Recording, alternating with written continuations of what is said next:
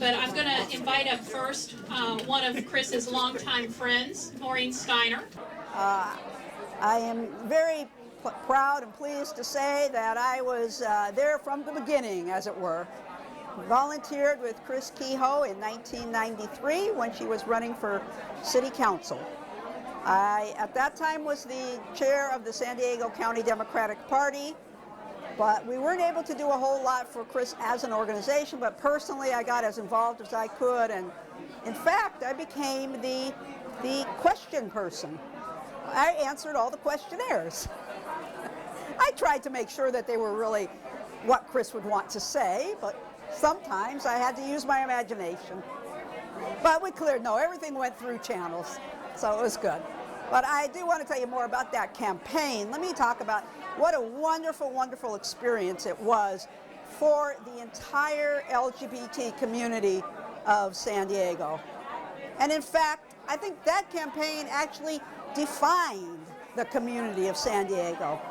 I don't know that we really were a community before that, but when Chris decided to run, everyone rallied around and pitched in and became part of that campaign. It was the most dynamic, energized, fun, and successful campaigns that we had ever seen in San Diego. So it really, really was a turning point for LGBT strength in San Diego, history in San Diego, and representation through elective office. We couldn't be prouder. The reason for this party is Christine Kehoe and the wonderful success that she has had for how many years now? 19 years.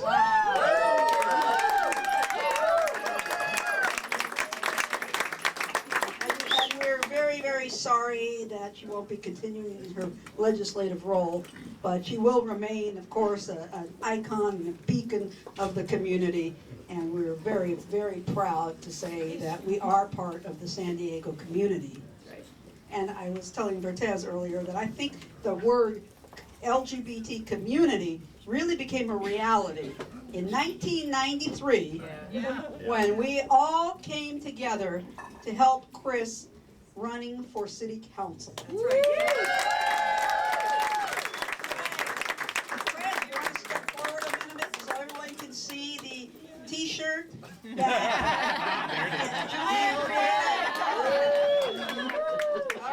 That's the original City Council T-shirt. Now, I don't want to take too much more of your time. I just want to also thank Chris for her very, very thoughtful and generous donation of her entire office holder collection to the San Diego, the Lambda Archives of San Diego. Collectors of History. We're really appreciative of that, and of course the generous check that accompanied it. Thank you, Myrna. And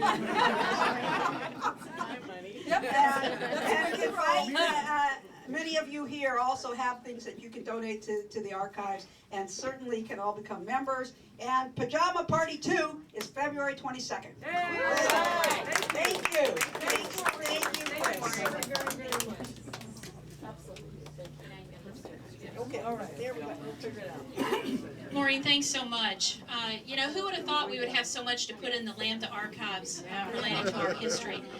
You know, I thank Tom and Larry, which is really important that we do. I also want to acknowledge this event is sort of a dual event. This is my favorite artist, Julie Warren. This is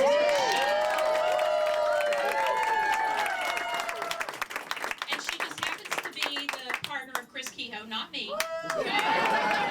Chris Kehoe's partner, Julie, Tony. And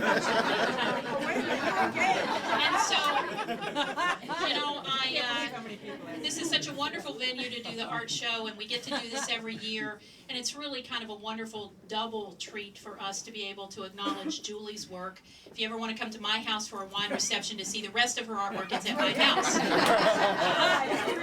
But tonight, especially, Julie wanted to make sure that this was really important for Chris. And you heard a couple of the comments that Maureen made, and I got a chance to talk a little bit in the video.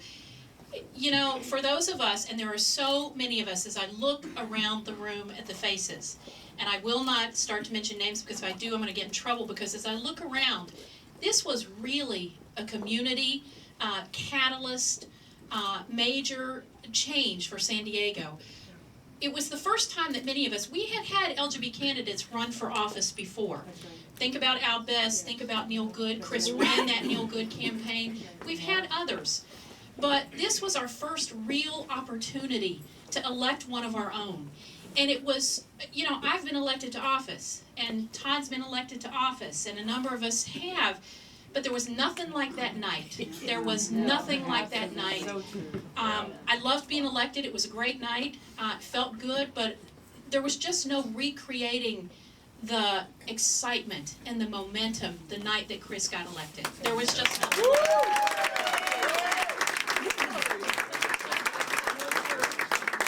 And I know that while Councilmember Gloria is here, I feel like I can speak for both of us when I say Chris set the bar extremely high. And you hit it. And I see, well, both I and Todd have tried very hard to step into the shoes of Chris Kehoe. And because of her support, I mean, Chris has supported us. She gave me an opportunity that I will forever be grateful for. But she also, really, as our trailblazer, as our Harvey Milk in San Diego, she really let the community know of San Diego, not just the LGBT community. She raised more money, remember, than any other candidate running that year. And there were those of us who had maybe written $25 checks and $50 checks. How many of us wrote a $250 check that we didn't have? Yeah. We didn't have that. That's my man. But we committed. We committed as a community. We committed. And the night that she won, it was a success for all of us. And the day she entered City Hall as a council member, she also did another thing. She showed the San Diego community that the gay agenda was about communities. And I see some of the friends from City Heights here tonight. Forever grateful to some of these individuals that put their name on letters and sent them out to every single community in District 3. From this community leader, that community leader, and we walked precincts, we walked every single door. And you know, I'm really not going to mention everybody, but there is someone here tonight, Ruth Bernstein. I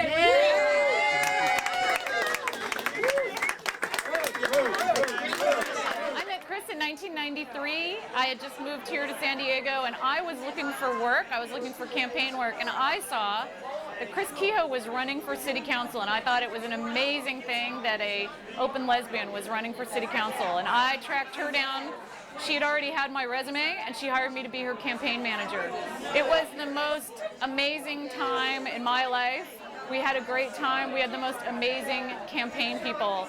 We went from being a little campaign with a few people to being hundreds of people walking precincts, raising money, and working so hard, stuffing envelopes, and I'll never forget the night that she won and the excitement and the energy around that. There are so many stories I could tell you about Chris because we spent a lot of time together during that campaign. And I can tell you that one of the things, she doesn't love this story, but she would whine and complain and not want to come to the campaign, and she didn't want to make her phone calls and raise money, and she'd try to stay home with Julie. And so when she got really whiny, I'd put her in the car, I'd go and I'd get her and I'd put her in the car and I'd go drive by the Wendy's that was right by her house. And I'd say, this is going to be your job when you don't win. And I'm sure if you want to make this better, you could just go in and apply right now. and put us all out of our misery, or you could get your ass to the campaign headquarters and get on the damn phone and raise some money. Because all these other people are working really hard. And she'd come in and she'd work really hard. And she is one of the most hardworking, smart, amazing people I've ever met.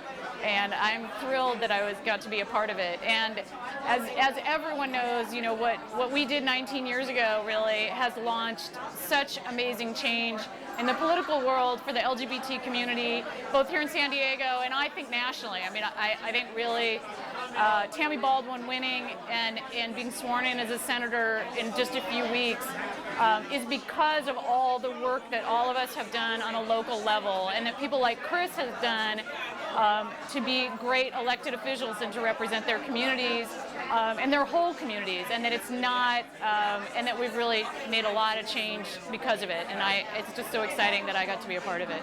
So thank you.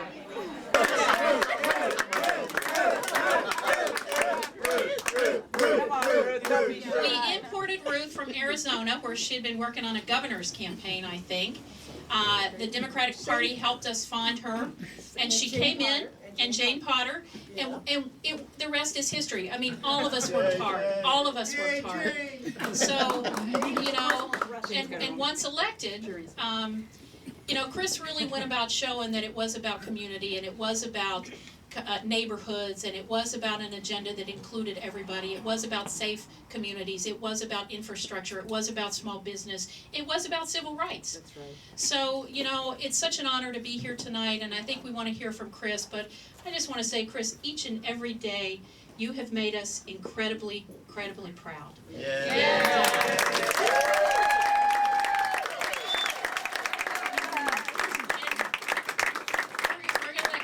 But I want to say that as the Union Tribune said it even today, that one of our most articulate, or maybe they were quoting somebody, but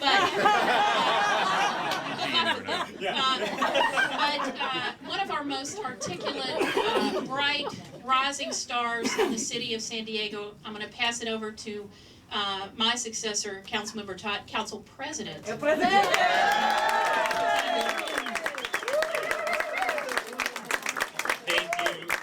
Thank you, Majority Leader Tony Atkins. And let's be really clear, there would not be a Majority Leader Atkins or a Council President Gloria if there was not a State Senator Christine Kehoe. I want to just tell maybe just a quick story. Some of you know that I volunteered on the 1993 Chris Kehoe for City Council campaign. I remember the teeny tiny office on Adams Avenue. I remember the weird payphone that was just outside the front, which I called my mom and tell her to come pick me up. Because I was 14, thank you very much. And it was a wonderful introduction to the voters of District 3, which of course I knew, but you know, the voters of District 3 are a different group of people. And I remember calling a woman by the name of Glorious Moonbeam. That was in fact her legal name. I remember talking to a gentleman who was a clown, and trying to pitch this candidate, Chris Kehoe, to them, and they continually said yes, because they knew that we were building a movement and a crusade, and one that lasted almost 2 decades. And I share that story because it was really critical to my personal development. You know, I tell this story often to a lot of LGBT groups. I'll tell it tomorrow when I'm speaking to a GSA at a high school. I remember my introduction to poli-sci class, and this was in high school. And I remember it was a hot day, it was in a bungalow, and it was horrible. I was a teenager, and I didn't want to be there. And the professor was talking about what it took to be an elected official. Specifically, there were 2 things you could not be if you wanted to be an elected official. The first thing he said was you could not be gay. The second thing, I could never tell you what he said because I was so stunned by the ignorance of the comment. And even though I had no idea about what I wanted in my future, you know, I'm an American. I'm told I can do whatever I want if I work hard and try. And so this horrible man said this, but I didn't believe him. He's seen me since. He knows he's wrong. I did not believe him because I had worked on Chris Kehoe's campaign, and I knew that he was absolutely wrong. And I knew that she was down at City Hall as he spoke, proving him wrong. And so, Chris, you opened a door for myself and for so many other people who realized that in this country you can, in fact, be whatever you want if you work hard enough. She did it. She opened the door for Tony, for myself, for Bonnie DeManis, for Dave Roberts, for Kevin Beiser, for so many people who are now able to serve openly and honestly in public office and have created a situation where the first person to ask me about being the first gay council president was our own press, because no one else really cared. Chris has so many legacies, so many accomplishments. Most of them are legislative, but I think many of us are here tonight because she did so much for our LGBT community. And before I wind up, it's already been mentioned about Julie. I know what it is to not have a spouse in elected office, and so I know how important Julie is to Chris. But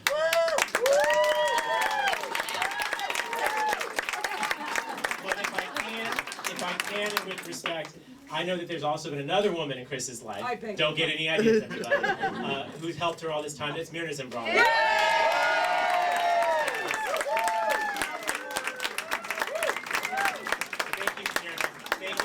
Such good care of our Chris for so many years. I know that she's yours, Chris, as well. Thank you guys so much for the opportunity to allow myself to serve, to allow Tony to serve, but so many of you who opened the door back in 1993. Yes. You have forever changed this city, this state, and this country. Yes. We can all take pride in that. And thank you, Chris, for being the one who stood up for election and said that we could do this because you made it happen. Yeah. Thank you. With no further ado, please put your hands together for now our former state senator and the poster child for why term limits are awful things. Our trailblazer, our icon, she hates both those terms, our friend Christine Kehoe.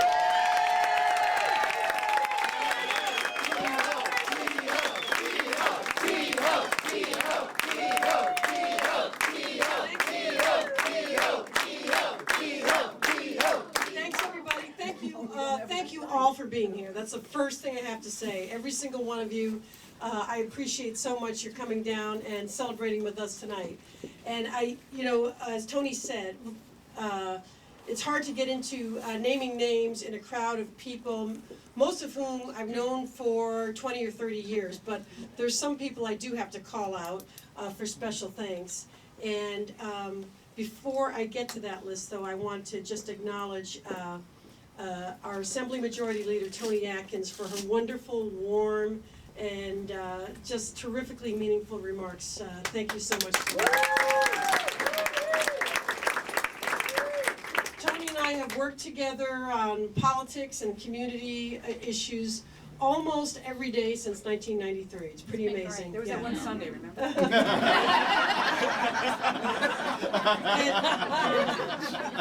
and to our council president, Todd Gloria, our admiration for you, Todd, is absolutely unbounded, and our hopes for your future and for greater and higher office for you is just on everybody's lips. So,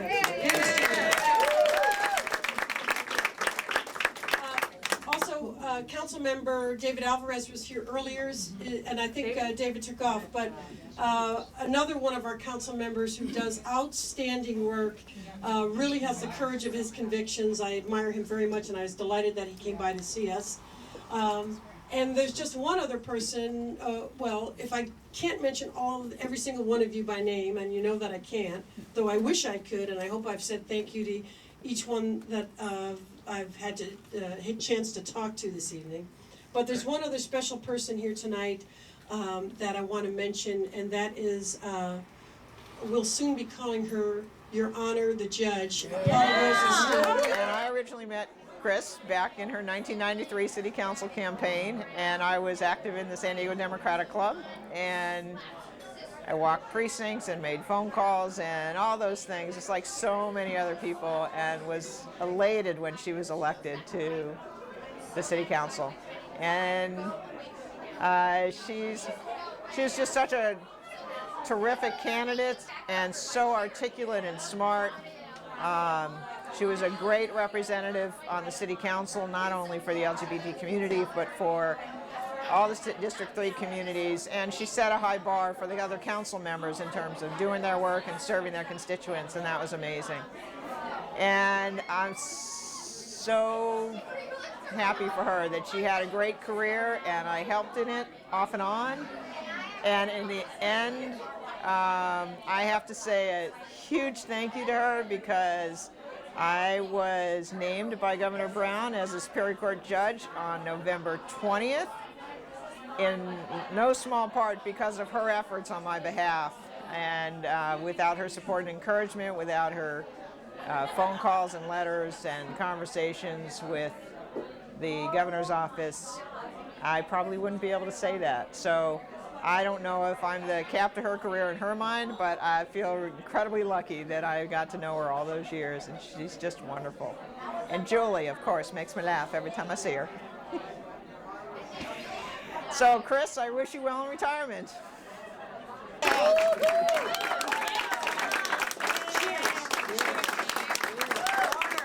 I just want to say that there aren't a lot of places I can say this, but Chris and Tony's help in getting this appointment was invaluable, and I want to thank both of you. And our former council member Valerie Stallings is here tonight also. You know, Howard, former Assembly member Howard Wayne is here. Howard, are you still here? Howard, thank you so much. A wonderful, wonderful representative. You know, it's a very, very dangerous thing to ask the people who worked on the 1993 to go down memory lane, because it can easily take an hour or two. Tony, when Tony said there was no night like that night that we won, I gotta say it's true. And I said those very words to Julie at Election Central downtown at the Civic Center. I said, no matter whatever happens, Joel, they cannot take this away. And that was really true. I'm more than happy, really, to be making this transition. I've told many of you tonight, in January, I will start, everybody hold your breath, as the Executive Director of the California Plug-in Electric Vehicle Collaborative.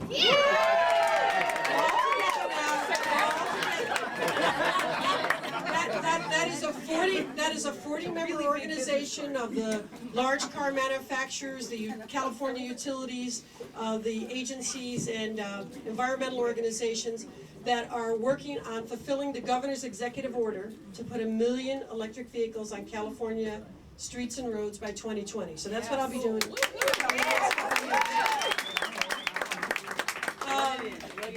And I think for those of you who have been to a few of my goodbye parties, I think you've all heard me say that the honor of serving the people of San Diego over the last 19 years has been its own reward.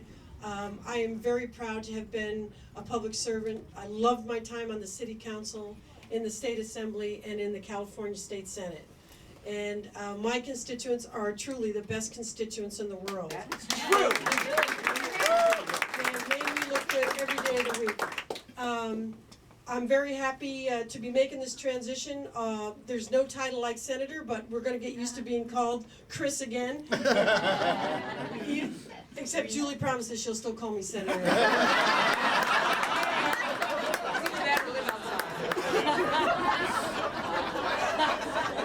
Thank you, dear. I appreciate it so much. Most surprising times. Okay, so for the walk down memory lane, I wouldn't be here tonight, literally, without the help of these folks that I'm going to mention right now. And first and foremost is Bill Beck. I'm Bill Beck. I was the only finance chair that Chris ever had. He started back in '93 and went through the Senate races. She's just done a phenomenal job, and now we'll see what she's going to do next. You know, I don't know. I have no idea. I think she was tired of Sacramento. People do get tired of Sacramento pretty easily. And it was just an exciting campaign. 93 was an exciting campaign. It was just so busy, and Debbie Bernowski quit her job and moved in as office manager, and we divided a number of groups of people. We had, like, Pierre Rivette was after the doctors for money, and so we raised about $200,000. The rest of the city was in disbelief. So that was a fun campaign. And then she went on from there, right to the state legislature and the state senate. And she's done an astronomical job. I just think she's done a phenomenal job. She's just right on so many issues and has brought about change in positive ways, and yet she still listens to people who oppose her in many ways. But I was hoping she would run for mayor, but Bob Filner, I guess, decided to run first. So now she's going to be working with gas-free cars, I think. So that's a new area too, and I just think she's phenomenal. She and Julie are quite the couple. So that's probably about it. He's not here tonight, but for those of you who worked on the campaign and worked on all my subsequent campaigns, you know that Bill was the absolute economic engine, we'll put it, of all those campaigns and helped me be successful in time after time. I'm deeply, deeply grateful. He really believed in the importance of electing an openly gay person, and he worked without cease to get that done, and kept it up for almost 20 years. You've heard her mentioned here before. Great campaign manager, a complete surprise to us. We closed the deal when we met for the first time in Kel Fromage. Ruth Bernstein. Ruth Bernstein, who was smart enough to know that everybody was a VIP until she knew better. There was nobody that walked into our office, from the homeless guy to Murray Gallinson, that didn't get the VIP treatment, so Ruth knew exactly what was going on. That was great. I love that. Murray got no more VIP. And one of the best days was when Ron Satoff came in after I won the primary. I didn't win the primary, but I was in the general. I came in second in the primary. And Ron, who was head of the firefighters union at the time, and they had gone with my opponent, Yvonne Schultz. The police officers were with me, thanks to Ron Roberts, among other things. And Ruth was sitting at her desk with a firefighters for Yvonne Schultz sign that she had heisted from the street. She found it. And Ron was sitting in front of her desk with that poster over her head for the whole interview. And on his way out, he said, "Next time, call me, I'll get you one." Do you remember that? Oh, come on, it's the truth. Thank you to Jane Potter, who was on the phone. My name's Jane Potter, and Chris and I started in City Hall the same day, which was December 4th, 1989. We worked for John Hartley, council member John Hartley, and there were 4 of us on the staff, and in addition, the chief of staff. And Chris and I grew up together on that staff. We learned a lot from John and a lot from each other. Chris actually taught me a whole lot, like, Jane, what's the bottom line? Because I'd talk about something, an issue, and she'd say, what's the bottom line, Jane? But mostly we commiserated with each other because working for John was difficult at best. Since this is going to go on record, that's all I'm going to say. But we're bonded for life because we went to boot camp together, John Hartley's office, and Chris is one of my dearest friends.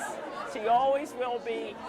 I think she's a wonderful person in addition to being a wonderful elected official. She knows who she is, and she has the perfect sense of self, and meaning she has enough of an ego to run for office and be there, but she knows who she works for, and is an humble person. And I love her.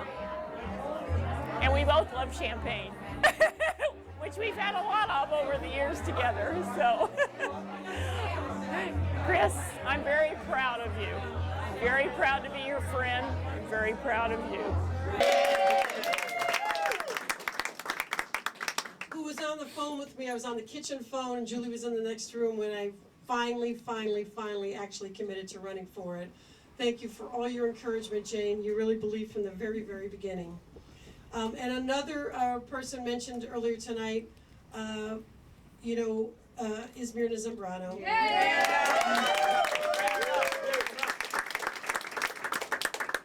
I'm Myrna Zambrano, and I've known Chris for over 25 years, I think. I've worked with her for 19 years, and we started out working at Center for Women's Studies and Services, sharing a really tiny office.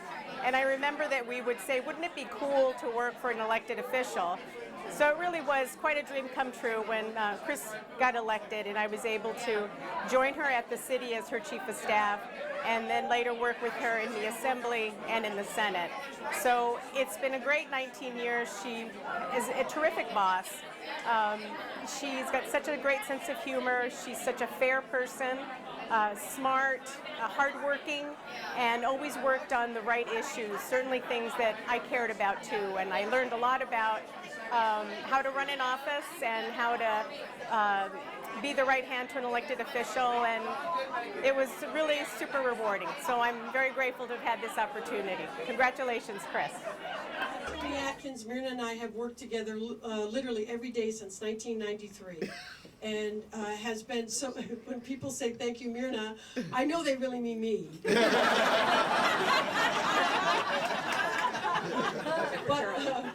But I know a lot of times it seems like it really is her. And that includes, the Victory Fund and Lance Olson and everybody under the sun. Every single day, you've just been an anchor, totally managing things, always calm, always in charge in the best sense of the word. And I just appreciate your loyalty and your judgment, your intelligence every single time, Myrna. Thank you so much.